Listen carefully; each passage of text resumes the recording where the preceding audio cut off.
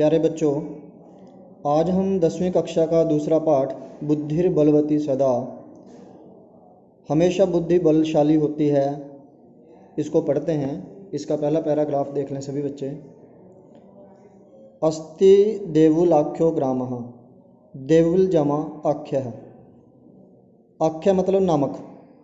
देवुल नाम का एक गांव था। बच्चों, अस्ति का मतलब था होता है, परंतु यदि वाक्य के शुरू में अस्ति आ जाए तो उसका मतलब था हो जाता है। अस्ति वैसे है होता है, दोबारा सुन लो एक बार। अगर वाक्य के शुरू में आ जाए तो उसका मतलब था हो जाता है। तत्र राजसिंह नाम राजपुत्र वसति स्म। वहाँ पर राजसिंह नाम का राजा का पुत्र रहता था। एकदा केनापि आवश्यक कार्येण, एक बार किसी जरूरी काम से, तस्य भार्या बुद्धिमती, उसकी जो पत्नी बुद्धि वाली थी, अच्छी बुद्धि वाली थी, वह पुत्रद्वयोपेता, पुत्रद्वय जमा उपेता, उपेता मतलब साथ, वह दोनों पुत्रों के साथ पितुर्गृहं प्रति चलिता, पिता के घर की ओर चल दी। जैसे बोलते हैं ना, अपने मायके चल दी। पुराने टाइम थे, बसें वगैरह नहीं थी, साधन नहीं थे, जंगलों में से होके जाते थे। ठीक है बच्चों। तो वह दोनों पुत्रों के साथ अपने पिता के घर की ओर चल दी। मार्गे रास्ते में, गहन कानने घने जंगल में, सा एकम व्याघ्रम ददर्श, उसने एक बाघ को देखा। रास्ते में घने जंगल में उसने एक बाघ को देखा। सा व्याघ्रम आगच्छन्तम दृष्ट्वा, उसने बाघ को आते हुए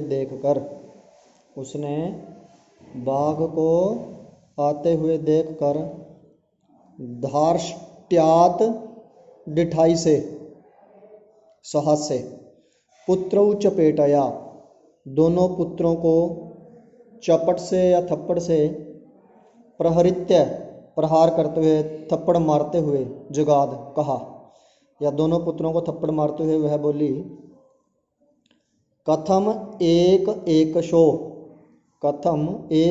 शो, क्यों अकेले अकेले ही, व्याघ्र भक्षणाय कलहम कुरुथ, बाघ को खाने के लिए झगड़ा कर रहे हो। क्यों अकेले अकेले ही बाघ को खाने के लिए, एक बाघ को खाने के लिए झगड़ा कर रहे हो। अयम एकस्तावद विभज्य, अयम एक है, अयम जमा एक है जमा तावत जमा विभज्य, अयम एक है या अकेला है, तावत तब तक, विभज्य बांट करके, भुज्यताम खा लो, तब तक मिल बांट करके खा लो।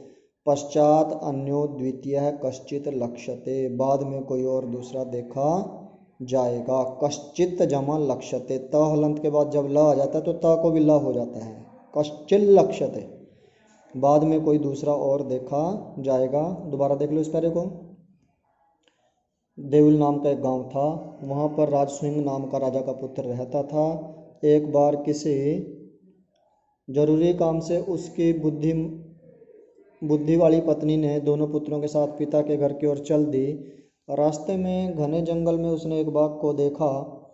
उसने बाघ को आते हुए देखकर डिठाई से या साहस से दोनों पुत्रों को चपेट मारते हुए बोली, क्यों एक बाघ को खाने के लिए झगड़ा कर रहे हो, यह अकेला है, इसको बांट करके खा लो, बाद में कोई दूसरा देखा जाएगा। इति श्रुत्वा, यह सुन करके, व्याघ्रमारी बाघ को मारने वाली, काचिद इयम इति, यह सुन करके यह कोई बाघ को मारने वाली है, मत्वा इति मत्वा ऐसा मान करके, व्याघ्रो बाघ जो है, भयाकुल चित्तः नष्ट है, डरे हुए मन वाला वहाँ से, नष्ट है मतलब नष्ट हो गया, यानी कि भाग गया। यह कोई बाघ को मारने वाली, ऐसा सुन करके बाघ डरे हुए मन वाला वहाँ से भाग गया, दौड़ गया। निज बुद्ध्या विमुक्ता सा, भयात व्याघ्रस्य भामिनी, सा भामिनी वह औरत, सा भामिनी वह औरत, व्याघ्रस्य भयात बाघ के डर से, निज बुद्ध्या विमुक्ता अपनी बुद्धि के बल से बच गई, छूट गई। अन्योपि बुद्धिमान लोके, लोके मैंने संसार में, अन्योपि बुद्धिमान जो दूसरे भी बुद्धिमान मनुष्य हैं, मुच्यते महतो भयात वो भी बड़े से बड़े डर से बच जाते हैं। दोबारा देख लो। सा भामिनी वह औरत, व्याघ्रस्य भयात बाघ के डर से, निज बुद्ध्या विमुक्ता अपनी बुद्धि के प्रभाव से, अपनी बुद्धि के बल से बच गई। अन्योपि बुद्धिमान लोके जो संसार में दूसरे भी बुद्धिमान मनुष्य हैं, मुच्यतो महतः भयात वो बहुत बड़े डरों से भी बच जाते हैं।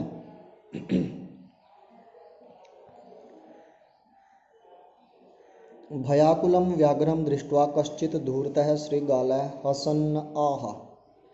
भयाकुलं व्याघ्रं दृष्ट्वा डरे हुए बाघ को देख करके, कश्चित् धूर्तः श्रीगालः कोई धूर्त जो गिद्दड़ है, हसन जमा आह हंसते हुए बोला। ना हलंत के बाद जब कोई स्वर आ जाता है तो ना को डबल हो जाता है।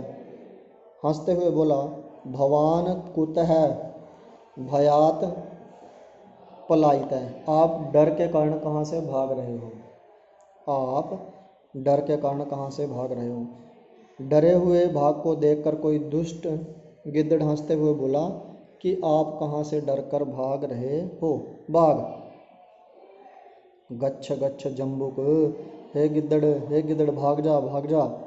त्वमपि किंचित गूढ़ प्रदेशम तुम भी किसी गुप्त प्रदेश में भाग जाओ, छिप जाओ।